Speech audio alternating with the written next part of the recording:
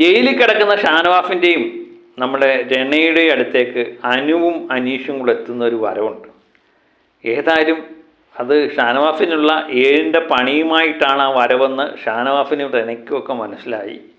ഏതായാലും അവർ ചിരിച്ചുകൊണ്ടാണ് വരുന്നത്. ആ ചിരി കാണാൻ തന്നെ ഒരു പ്രത്യേക ഐശ്വര്യമാണ്. കാരണം ഈ ബിഗ് ബോസിലൊക്കെ ചിരി വളരെ അപൂർവമാണ്. ഇവരും പ്രത്യേകിച്ച് ഇവർ 3 പേരും കൂടെ നിൽക്കുമ്പം ഒരു പ്രത്യേക വൈബ് നമുക്ക് ഫീൽ ചെയ്യുന്നുണ്ട്. ഏതായാലും ജയിലിലും അതുതന്നെയാണ് കാണുന്നത്. ഷാനവാസിനുള്ള ഒരു പണിയുമായിട്ടാണ് അവരുടെ വരവ്. വേറെ ഒന്നുമല്ല, ഇന്ന് 100 പ്രേമലേഖനം എഴുതണം റെനയും ഷാനവാസും കൂടി. അത് ലാലേട്ടന് വേണ്ടിയാണ് എഴുതേണ്ടത്. ലാലേട്ടന് വേണ്ടി പ്രണയലേഖനം എഴുതുമ്പോൾ ലാലേട്ടൻ അതിൽ നിന്ന് ഓരോന്ന് ഇന്ന് വായിക്കുന്നതാണ് എന്നാണ് പറയുന്നത്. ഇത് കേട്ടപ്പോൾ ഷാനവാസിനും നമ്മുടെ റെനയ്ക്കുമൊക്കെ ഭയങ്കര സന്തോഷമായി. പ്രത്യേകിച്ച് ലാലേട്ടന് പ്രണയലേഖനം കൊടുക്കുക എന്ന് പറയുന്നത് നിസ്സാര കാര്യമല്ല, എല്ലാവർക്കും കഴിയുന്ന കാര്യമല്ല. അത് ലാലേട്ടനും കൂടെ വായിക്കുക എന്ന് പറയുമ്പോൾ വളരെ സന്തോഷമുള്ളൊരു കാര്യമാണ്. ടാസ്ക് വളരെ ചെറുതായി പോയെന്ന് തോന്നുന്നു അല്ലേ?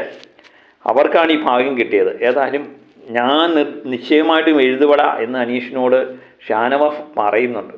എനിക്ക് എഴുതണം, ലാലേട്ടൻ എഴുതണം എന്ന്. അങ്ങനെ അവർ രണ്ടുപേരും പ്രണയലേഖനം എഴുതാൻ ആരംഭിക്കുകയാണ്.